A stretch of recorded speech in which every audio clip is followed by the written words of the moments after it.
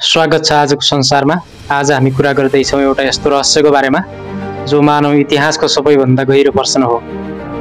विज्ञानले लामो समयदेखि भनेको छ मानव बानरबाट विकसित भएको प्राणी हो, तर नयाँ प्रमाणहरूले यो सोचलाई नै हल्लाइदिएको छ कि वास्तवमै हामी पृथ्वीका नै होइनौँ कि ब्रह्माण्डको अर्कै कुनाबाट आएका बिउ हौँ। हजारौं वर्षदेखि मानव सभ्यताले यही प्रश्न सोच्दै आएको छ। हिन्दू धर्मले भन्छ बराले मानवको सृष्टि गरे, बाइबल भन्छ भगवानले माटोमा मानिस बनायो, तर डार्विनले भने मानव बानरबाट विकसित भएको हो भनेर प्रमाणित गरेका छन्। तर यहाँ एउटा समस्या छ, यदि हामी बानरबाट विकसित भयौँ भने किन बानर अहिले पनि छन्? किन मानव र अरू कुनै प्राणी बीचको माध्यम रूप अहिले पाइँदैन? विज्ञानका अनुसार 20 लाख वर्ष अघि होमो इरेक्टस नामका प्रजाति थियो, तर अचानक पृथ्वीमा होमोसेपियन्स देखा परे जो आजका हामी जस्तै सोच्ने, बोल्ने र निर्माण गर्ने सक्षम थिए। यो अचानक विकास कसरी सम्भव भयो? यो रहस्यकै सुरुवात हो।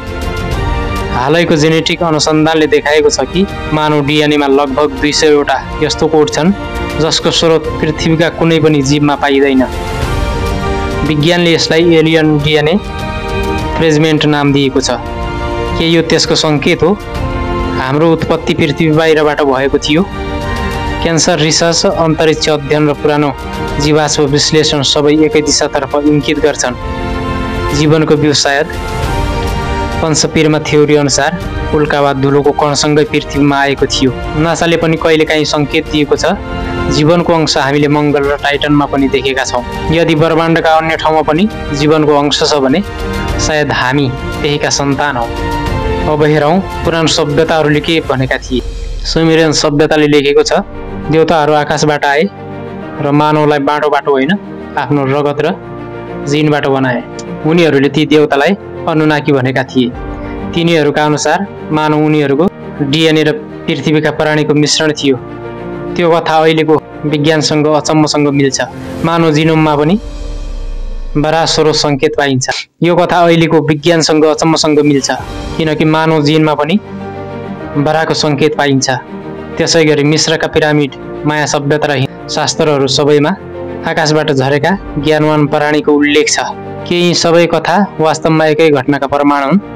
सनातन धर्मअनुसार मानव केवल शरीर होइन, आत्मा हो। आत्मा शरीरमा प्रवेश गर्छ र फेरि अर्को शरीरमा जान्छ। यदि आत्मा ब्रह्माण्डकै अंश हो भने हाम्रो मूल स्रोत त यहाँ होइन, ब्रह्माण्डको अनन्त चेतनाबाट हो। विज्ञानले डिएनए खोजिरहेको छ, तर सत्य सायद आत्मभित्र लुकेको छ। मानवको जन्म केवल भौतिक होइन, एक कस्मिक डिजाइन हुन सक्छ। 2025 को नयाँ शोधले संसारलाई झस्काएको छ। अमेरिका र जापानका वैज्ञानिकहरूले पत्ता लगाएका छन् मानव जिनमा यस्तो संरचना भेटियो जुन 40 मिलियन वर्ष पुरानो एस्ट्रोइड मेटेरियलसँग मेल खान्छ। यसको मतलब हाम्रो पूर्वज सायद ताराको धुलोबाट बनेको हुन सक्छ। शताब्दीको अर्थमा हामी सबै ताराको धुलो मात्रै हौँ।